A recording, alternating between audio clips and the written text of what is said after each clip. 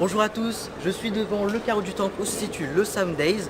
Donc le Sound Days c'est quoi? C'est un salon d'audio où on pourra retrouver casques, platines vinyle, enceintes, etc.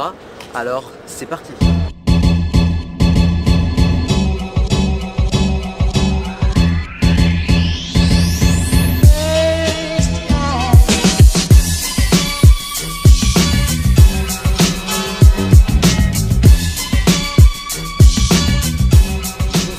Le béton, ça modifie un peu le son, c'est... Ouais, alors déjà tu vas avoir une couleur particulière par rapport au bois ou au matériau traditionnel que tu vas pouvoir entendre. Le deuxième aspect, nous, c'était vraiment de s'appuyer sur les recherches qui ont été faites dans les années 50 par Pierre Schaeffer et Ellipson sur les qualités acoustiques du béton.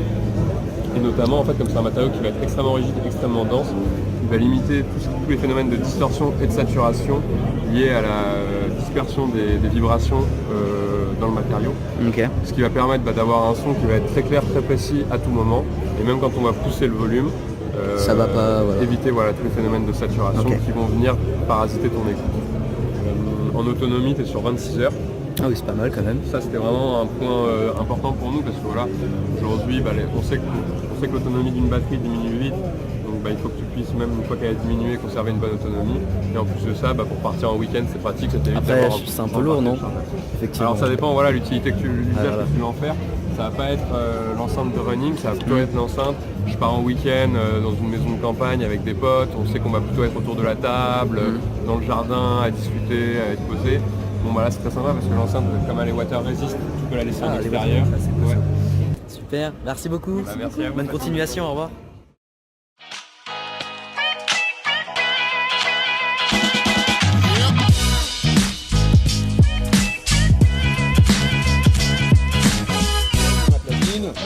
Je suis en position éteinte, donc vu qu'on est sur un principe de contraiement, aimant-contraiement, là je vais avoir des plots qui vont monter, d'accord, pour écarter ma platine, enfin mon plateau de la platine.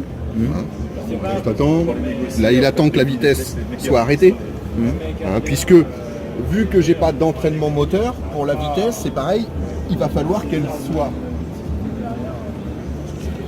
Ma vitesse va être régulée grâce à ces petites plaques où sur ma platine, vous voyez, j'ai des capteurs.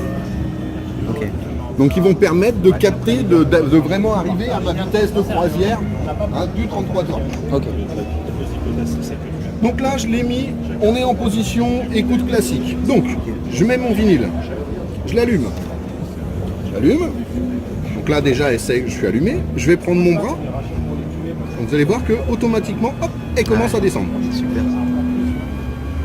Une fois, donc là, les clicots vont complètement partir. La platine va partir, donc on est d'accord que pour obtenir sa vitesse de 33 tours, elle ne va pas pouvoir le faire dans l'instant T, vu qu'il n'y a pas de courroie, il n'y a pas d'entraînement direct. Donc là, ça va mettre une petite minute. Passez votre petite caméra là, vous allez voir. Et une fois qu'il sera fixe, ça veut dire qu'on a notre vitesse de croisière. Donc là, même pour le bras, c'est pas... Vous voyez, la manipulation, je la fais, mais je ne vais pas y aller avec la main pour éviter d'appuyer et que mon plateau tombe ou parte.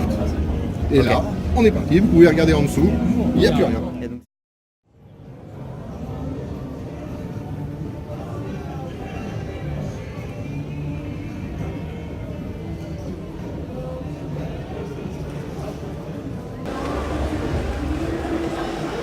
Vous entendez?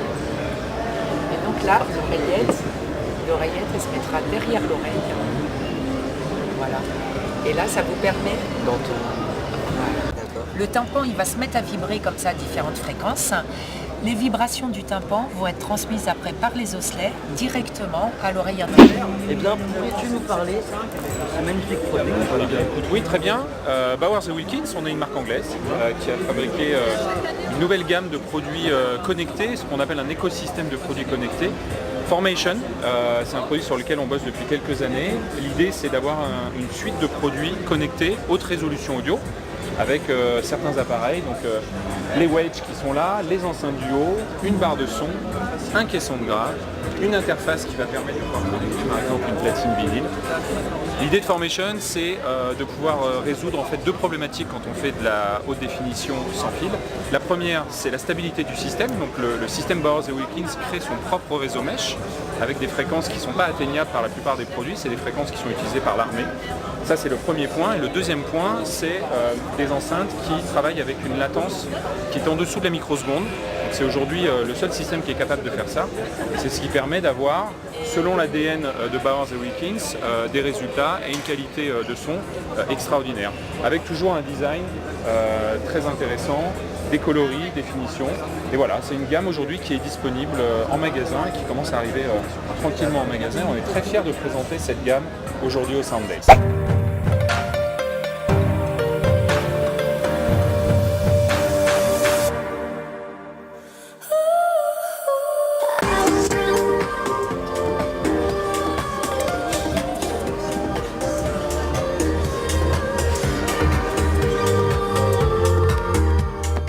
Le mois prochain, donc en juin, on va lancer cette SL1210 M cassette qui est, depuis le retour de Technics donc en 2014, la première platine que l'on a développée et conçue avec une utilisation pour les DJ et le monde professionnel de l'audio.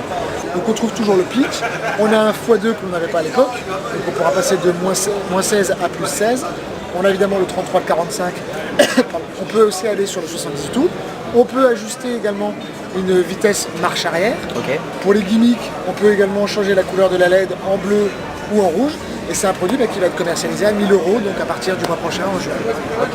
Donc ça c'est pour la partie DJ.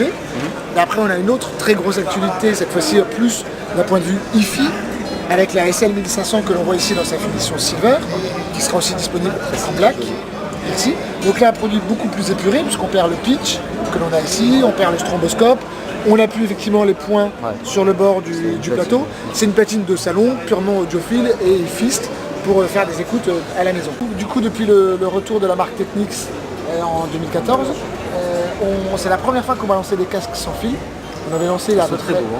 Merci, ouais. On avait lancé il y a 2 ans un casque filaire, le EAH T700, donc casque hi-fi très très haut de gamme.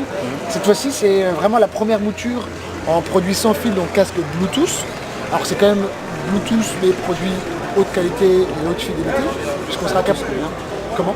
On est en Bluetooth 4.2. Donc on sera capable surtout de décoller tous les fichiers haute résolution, donc notamment tout ce qui est en aptX, aptX HD et le LDAC. Vraiment tous les produits, les fichiers haute résolution pourront être écoutés sur ce casque-là. Donc il y a 2 versions différentes qui vont sortir, le F50 que l'on voit ici, le F70. Esthétiquement les produits sont très proches. La seule différence entre les deux, c'est que sur la finition F70, on va avoir également un réducteur de bruit qui va être intégré. Donc le réducteur de bruit a 3 niveaux, casque fermé absolument dans les 2 cas, donc il fonctionne également en filaire si nécessaire. Le réducteur de bruit sera à 3 niveaux distincts. Après dans les autres gadgets que l'on peut avoir, c'est que lorsque on va enlever le casque de ses oreilles, la musique va se mettre en pause directement. Lorsqu'on le remet sur les oreilles, la musique recommence. Ah, ça c'est pratique. C'est très pratique.